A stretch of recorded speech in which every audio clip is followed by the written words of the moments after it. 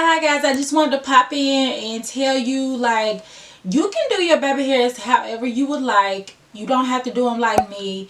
You do them to your specification and your preference. Also, baby hairs take time, you guys, so do not get frustrated. Take your time. I know, like, the videos are sped up and things like that, but they really do take time.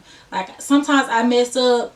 Actually, not sometimes, all the time I mess up, and I have to get it to where I like it, you know what I'm saying? Honestly, y'all like these baby hairs, but I don't make my baby hairs this thick anymore. Like, that was like my first time ever doing baby hairs, and these are kind of thick to me, but I mean, I like them. I mean, you know. So thank you guys for watching, and I'll see y'all in the next one. I hope y'all enjoy it. Bye.